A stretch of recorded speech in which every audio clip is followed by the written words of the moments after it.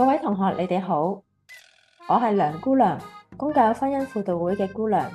今日會同同學上堂，分享嘅主題係男女大不同。咁希望同學咧都能夠積極參與。喺正式進入課堂嘅主要內容之前呢，以下有幾條問題想同學咧分享下自己嘅意見，你可以將你嘅答案話俾隔籬嘅同學聽。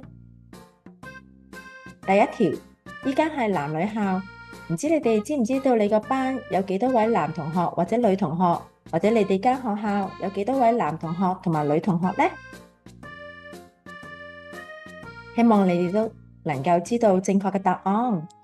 第二條，你最好嘅朋友係邊個啊？佢係男仔定係女仔呢？第三條，你會唔會比較鍾意同同性嘅同學一齊啊？點解呢？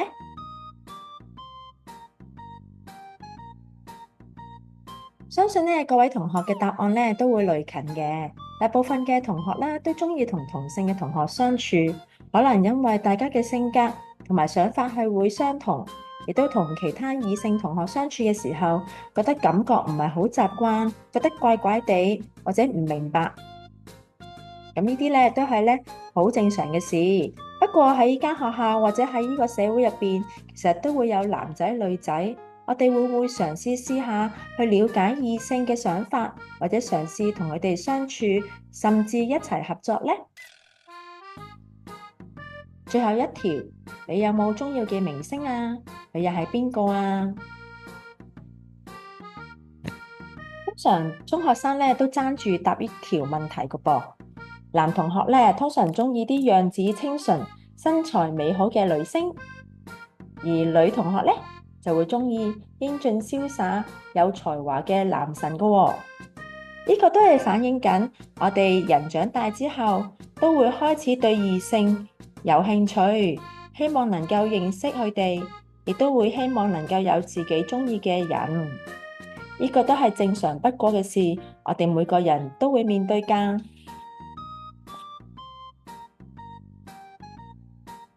跟住落嚟，我以下會有一啲嘅形容詞或者特質，我想你哋去思考下，究竟呢啲形容詞我哋會形容男性多啊，定係女性多呢？溫柔，一般嚟講，我哋都會形容女仔比較溫柔，可能因為女仔講嘢比較細聲啲，說話比較斯文啲，特別係照顧一啲年紀細嘅孩子，或者喺小動物面前，氣力大。一般嚟講，我哋都會係指住男仔嘅。喺學校入邊，如果老師揸住好重嘢或者好多嘢嘅時候，通常都會男仔會爭先去幫手嘅。咁正常，男仔都會較女仔較為強壯，體格都較為大隻嘅。咁我想睇一睇啦，無論係男仔女仔，如果你係氣力大嘅話，當你留意到側邊有女仔，佢哋唔夠力開水樽或者打開飯盒嘅時候，你會唔會自己主動去幫助啊？美容師，一般嘅美容院嘅美容師都係女性嚟嘅，因為女性佢哋都會較注意自己嘅儀表，佢哋會鍾意一啲靚嘅衫、靚嘅護膚品或者美容品，希望能夠俾人一個美好嘅印象。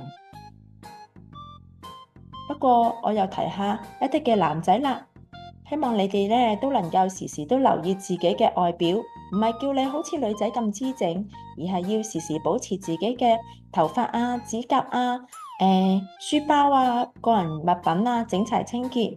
因為我哋如果能夠做到，就能夠俾人一個好嘅印象，亦都係一個尊重別人、尊重自己嘅表現嚟㗎。士兵，大部分嘅國家都會徵用男性嘅士兵嘅，因為男性嘅形象都係較女性善於打仗，亦都較有勇氣。當國家有難嘅時候都會表現到不不怕死嘅精神，希望咧能夠咧保家衛國。愛哭，相信好多男仔咧都搶先咧呢個係女仔嘅表現啦，好多時都會嫌棄女仔啦，時時喊啦或者中意喊個噃。唔知你有冇諗到，喊其實係一個表達情緒嘅表現，亦都咧係女仔咧嘅專項，因為女仔咧會容易咧表達自己嘅情感啦。其實喊咧唔係女仔嘅專項，係一個表達自己內心感受嘅一個方式，讓我哋咧能夠抒發自己嘅感受，平衡自己嘅情緒。說話大聲，呢個咧相信係好多女同學咧批評男同學啦，佢哋好冇禮貌㗎，因為佢哋說話好鬼大聲㗎。其實男仔咧表達嘅時候咧，通常教女仔咧比較咧直接，佢哋中意咧將自己嘅意見咧直接說話出嚟。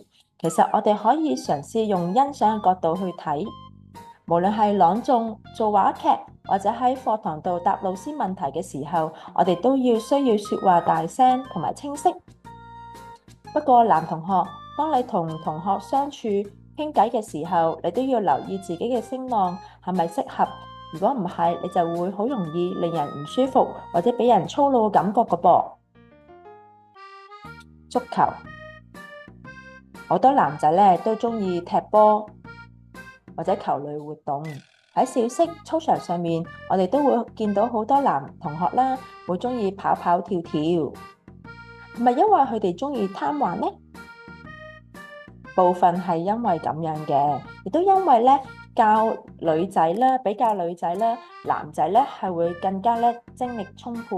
佢哋跑跑跳跳嘅時候咧，就能夠發泄咧自己多餘嘅精力。咁其實係滿足緊佢哋身體需要㗎。不過我都提一提同學，無論男仔女仔喺公眾地方或者學校嘅地方，都唔可以亂衝亂撞，因為唔單止會令到自己受傷，亦都會撞到人。呢個係唔尊重同埋唔成熟嘅表現。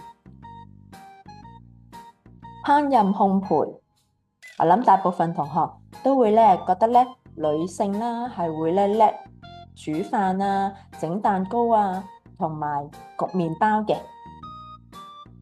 我哋細個嘅時候咧，我哋咧都會咧係女同學咧中意玩煮飯仔個噃，或者喺我哋嘅生活經驗，婆婆、媽咪或者工人姐姐都會咧善於做呢件事。咁係咪一定係絕對只有女仔先能夠做到，男性係做唔到或者唔可以喜歡嘅呢？以上嘅活動讓我哋清楚見到，原來我哋對男性或者女性都有一定嘅睇法。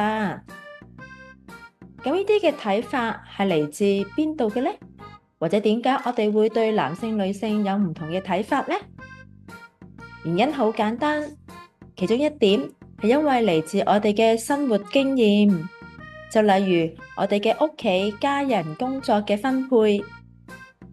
如果你屋企爸爸係負責出外工作嘅話，可能佢就負責賺錢養家，屋企嘅電器維修啊都係佢負責嘅，或者一啲粗重嘢啊都係佢做嘅，咁就會俾我哋嘅感覺就係咧男性咧係要負責保護弱者，或者咧係要咧強壯啲嘅。至於女仔，我哋可能會對佢嘅睇法覺得佢一定要溫柔細心，或者咧一定要咧煮嘢叻嘅，就可能嚟自我哋嘅媽媽係負責留喺屋企度照顧年紀細嘅弟弟妹妹，或者咧主要負責做屋企嘅家頭細務。除此之外，我哋大個仔之後睇電視劇、電影或者一啲故事書當中，亦都有啲資訊影響我哋嘅睇法㗎喎。就例如我哋睇一啲卡通片，例如 Frozen 同埋白雪公主，佢嘅女主角咧都係外表非常之美麗，佢哋嘅言行咧都係非常之斯文同埋優雅嘅。至於一啲英雄電影，例如泰山啊、Spiderman 啊、Batman 啊嗰啲嘅男士咧，佢哋都係咧外表咧都係非常之英俊，體型咧都係健碩，而佢哋咧都係勇敢去保護世界、拯救世界嘅喎。咁呢啲嘅資訊咧，都影響住我哋睇男性或者女性嘅睇法。不過呢啲嘅睇法又係咪絕對呢？以下落嚟，梁姑娘會俾你睇下一啲嘅例子。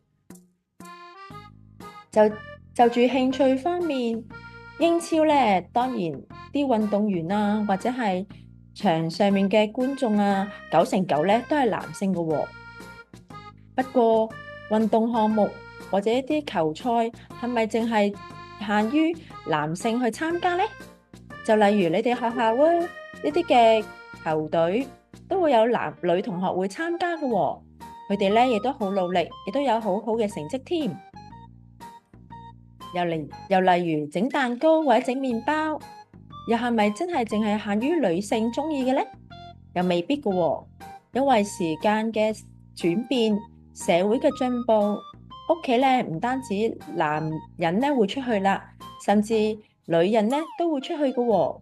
咁同樣，爸爸咧有時候都可以留喺屋企度做家務，或者咧為家庭咧去煮飯。而酒店入邊一啲好出名嘅廚師咧，都有可能係男性嘅喎。又例如職業方面，除咗男性之外咧，我哋香港都有好多女嘅警察或者女幫辦。我哋要留心一樣嘅工作，一樣嘅職業，佢哋會有唔同範疇嘅工作。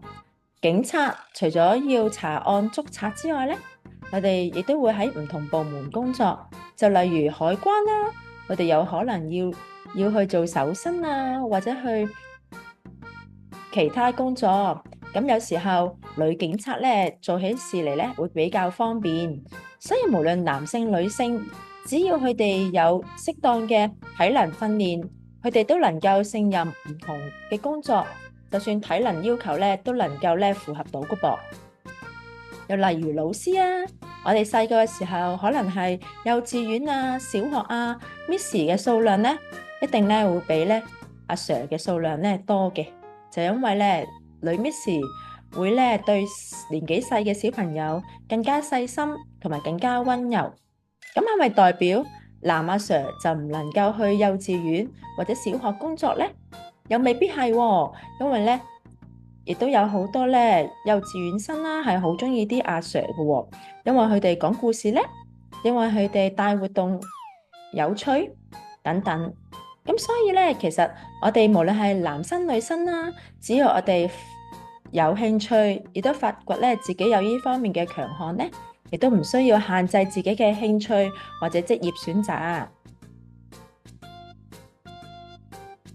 天主創造人類，給男性女性最大嘅分別嘅恩賜咧，就係我哋嘅身體構造。你哋又知唔知呢？如果你哋有留意奧運嘅比賽項目，你就會發現我哋會見到一啲男性女性嘅分別㗎。就例如體操項目、地板項目，只有咧女性咧嘅比賽咧先會用到音樂㗎喎。因為地板項目咧要求女子選手咧喺動作上面需要展現柔和、富有節奏感而流暢優雅嘅女性氣質。而男子選手咧，則以咧展現力量為主，動作要求咧高難度嘅翻滾，所以佢哋用唔住音樂嘅喎。另外，吊環亦都只係設有咧男子賽事，因為依樣嘅比賽咧係對肌力嘅要求咧係非常之高㗎。至於平衡木，則咧只有咧女子專項嘅比賽，點解咧？因為平衡木嘅比賽咧，係體現運動員身體嘅姿態美感同埋動作嘅流暢性。同樣，男性身體嘅柔韌度咧，亦都比女性差好多。呢啲種種都俾我哋睇到，男性同女性真係有大不同啊！其實男性女性嘅大腦入邊都會有一啲唔同嘅地方，令到咧我哋嘅性格特質咧有少少唔分別嘅噃。原來男性女性嘅大腦咧都會產生一啲嘅化學元素，包括血清素同埋多巴胺。血清素咧會令人放鬆，而多巴胺咧就會令人有精神同埋力量嘅感覺。而女性咧，多巴胺咧係有足夠嘅，不過咧通常咧血清素都唔足夠㗎喎。咁所以女性咧就要會咧鍾意咧同人連結，同人咧做朋友，去分享心事，因為呢啲嘅活動都能夠令到女性產生多啲血清素。相反，男性咧就會鍾意刺激冒險嘅活動，例如打機啊、踢波啊，呢啲嘅活動都具有挑戰性，亦都令男性咧能夠產生多啲多巴胺。咁呢啲咧活動咧都能夠咧令到咧男性女性更加健康，亦都影響住大家嘅性格特質。所以以下咧就一般男孩子同埋女孩子嘅特質喎。例如女孩子會比較重視與人嘅關係，鍾意被關愛，亦都善於表達自己嘅感情，情感方面比較豐富，待人處事嘅時候亦都比較善解人意，表現出嚟咧係比較溫柔同埋細心嘅。男孩子咧就會重視理性嘅思考，佢哋唔係太善於表達自己嘅情感，不過咧數理空間就較為強，所以好多男性咧都鍾意揸車啊，或者揸飛機嘅喎。佢哋咧鍾意處理問題，做事都比較獨立，表現出嚟咧就俾人勇敢強壯嘅感覺。我哋其實除咗要認識男仔女仔嘅分別之外，我哋同樣重要同人相處嘅時候，必須注意或者尊重每個人嘅獨特性。男女嘅性格、愛好、選擇嘅職業都會因應唔同嘅才能而發揮所長，所以我哋千祈唔好以偏概全啦。我哋既然知道男女大不同，呢一點係咪代表住就非常唔好嘅事呢？人類係邊個創造㗎？當然係天主啦。天主會唔會創造一啲嘢係唔好㗎？當然唔會啦。所以雖然男女係有唔同嘅特質，不過當中亦都有天主嘅意思喺入邊㗎喎。根據聖經嘅記載，話俾我哋聽，天主於是照自己的肖像造了人，造了一男一女。呢句嘅金句提醒我哋，無論男女都係按照天主嘅肖像而創造㗎。人單獨不好，我要給他做個與他相稱嘅助手。原來天主創造男同女係想我哋互相合作，成為對方相稱嘅助手。天主亦都邀請男同女一齊參與佢愛嘅計劃。天主希望男女喺佢創造嘅世界度一齊生活，一齊成長，一齊學習，甚至能夠做好朋友。人長大就會對異性發生興趣，亦都會談戀愛㗎噃，成為情侶。後來因為加深認識，亦都願意去陪伴對方一生一世，於是就會結婚，建立自己嘅家庭，甚至會融合一齊，擁有自己嘅孩子。當擁有孩子嘅時候，男性會成為孩子嘅爸爸，而女性會成為孩子嘅媽媽。大家一齊喺家庭入邊合作，去養育仔女，繼續天主嗰個愛嘅計劃。咁究竟天主俾咗男人女人一啲乜嘢嘅使命呢？你又諗唔諗到呢？我哋又睇下聖經，為此人應離開自己的父母，依附自己的妻子，二人成為一體。天主祝福他們說，呢度嘅他們就係男人女人，你們要生育繁殖，充滿大地，治理大地，管理海中的魚，天空的飛鳥，各地上爬行的生物。哦，大家都知道啦，原來喺天主愛嘅計劃入邊，男女都有特別嘅任務。天主希望男女結合，因愛而結合，然後建立家庭，擁有自己嘅孩子，生育繁殖，充滿大地，而男女之間會互相愛護，互補不足。呢個就係男同女嘅角色，同埋天主俾我哋嘅任務。既然天主俾我哋一個咁特別嘅角色同埋任務，我哋又應該點樣去完成呢？當然就要注意應有嘅態度同埋禮儀啦。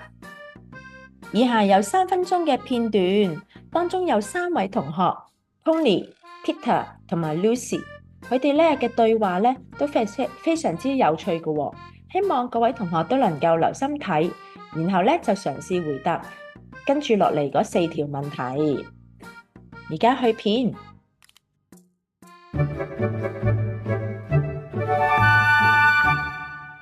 點啊？你兩個有咩想講啊？老師，我要投訴班男仔啊！佢哋做咗啲咩令你要投訴啊？後面個 Peter 咧成日掹我條馬尾啊！係啊，我都見到啊！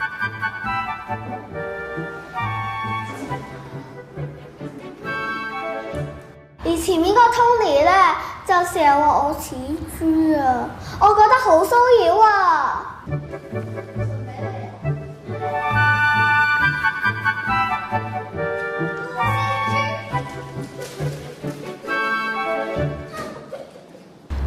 佢哋的確唔啱，咁你點樣回應返佢啊？佢哋點樣對我，咪點樣對返佢哋咯！鬼叫佢哋咁衰啊！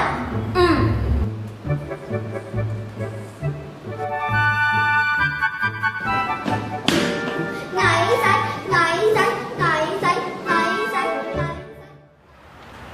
Tony、Peter， 有女同學投訴你哋喎。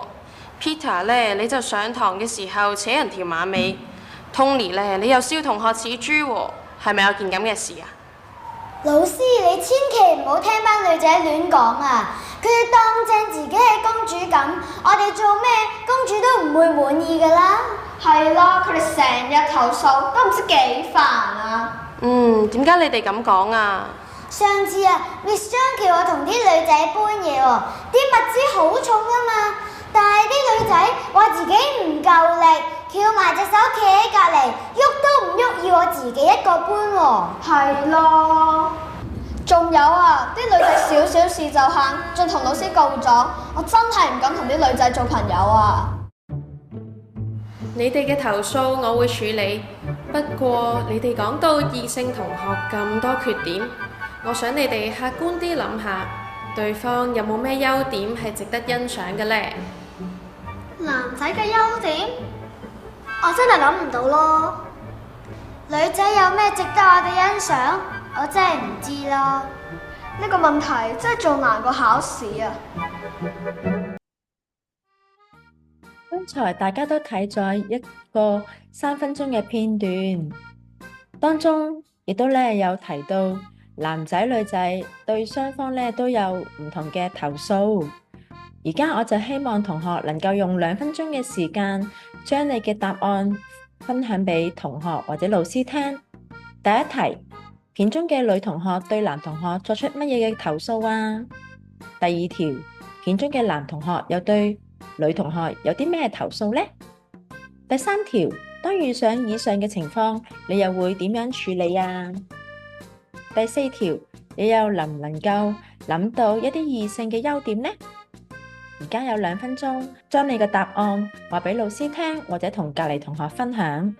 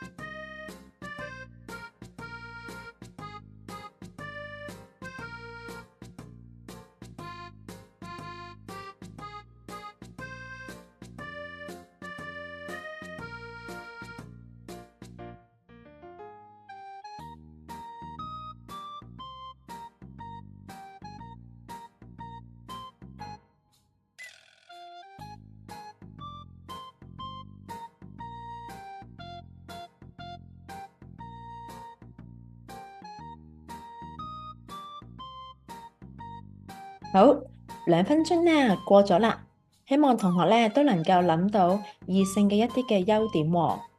原來我哋結交朋友嘅時候，特別同異性相處嘅時候呢，有以下嘅一點點呢係需要留意嘅。我哋要減少呢以先入為主嘅態度，持住開放嘅態度，多啲去觀察、了解同埋關心對方嘅需要，亦都要建立正面嘅相處之道，學習彼此欣賞大家嘅獨特性，尊重彼此嘅不同。如果我哋能夠做到呢啲嘅話呢，我哋彼此之間相處嘅時候發生嘅誤會呢就會減少啦。唔知同學同同學相處嘅時候有冇留意，大家呢都會有唔同嘅成長，特別係進入青春期之前呢，大家嘅成長嘅速度呢都有唔同嘅喎。乜嘢係青春期呢？青春期係兒童變成成人嘅必經階段。喺青春期開始嘅時候，由於體內嘅性激素嘅分泌，令到我哋嘅生殖器官成熟，亦都出現第二性徵。咁乜嘢係第一性徵，或者第一性徵幾時出現㗎？圖片就俾咗啲提示大家啦。原來喺醫院出世嘅時候，醫生就見到我哋嘅第一性徵，亦都可以清楚話到俾我哋嘅爸爸媽媽聽，我哋係男性定係女性。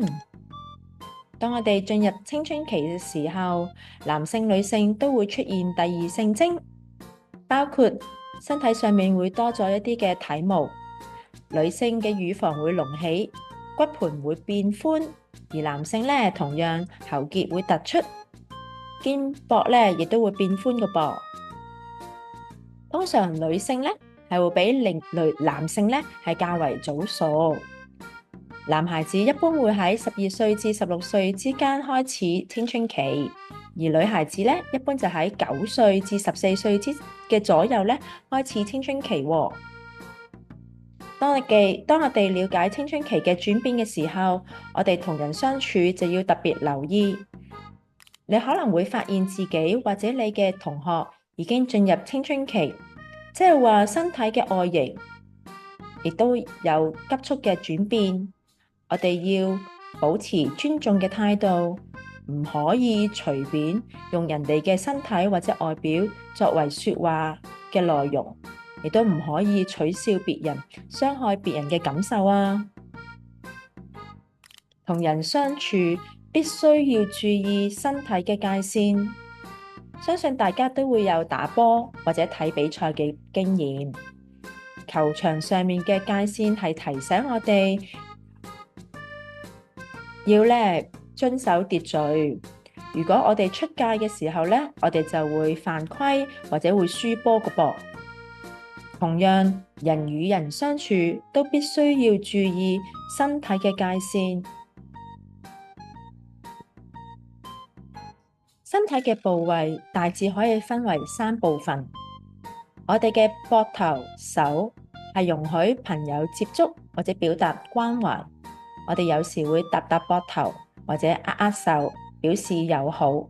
不過如果對方係異性，或者未得到對方嘅先前嘅同意，我哋都唔可以亂掂人哋嘅膊頭或者拍手個膊。而第2部分就係頸、腰同埋大腿，呢啲部分都係非常敏感嘅部位，我哋千祈唔好亂意去掂或者拍。我都試過見過小息嘅時候，好多男同學或者女同學都會玩得癲嘅時候呢，或者玩得開心嘅時候呢，就會箍頸啊、攬腰啊，甚至會坐大髀喎。呢啲嘅行為呢都非常之不當，亦都係非常之唔成熟嘅表現。大家記住啦。至於第3種就係一啲非常私人嘅部位，包括胸部、性器官同埋臀部，呢啲部位我哋都需要小心特別咁樣保護，亦都唔會向人展示，更加唔會讓人去觸碰。咁各位同學，與人相處嘅時候，特別同異性相處嘅時候，我哋就要記住，因為如果我哋隨便或者有意無意咁觸碰嘅話，可能會造成性騷擾嘅指責㗎。無論男孩子同埋女孩子，我哋都要識得好好咁樣保護自己，亦都同時要識得尊重別人，尊重別人嘅身體。因為每個人嘅身體都係尊貴嘅，都係天主賜予俾我哋嘅。我哋同人相處，特別同異性相處嘅時候，必須保持適當嘅身體距離。如果同人接觸嘅時候，人哋令到我哋有一啲唔舒服或者唔開心嘅感覺嘅時候，我哋必須立即向對方明確拒絕，或者要同成人表達，讓成人呢可以幫到我哋。今日嘅講座呢接近尾聲啦。喺今日嘅課堂入邊，我哋明白到天主創造人，亦都讓男仔女仔有唔同嘅角色同埋使命。我哋要除咗認識自己之外，亦都要嘗試去認識異性，要突破自己嘅局限，嘗試去了解下異性嘅諗法啦、興趣啦，或者佢哋嘅強項。我哋要學習好好同異性溝通、合作同埋相處。希望大家喺以下嘅時間都能夠活出快樂豐盛嘅學習生活。各位同學，拜拜。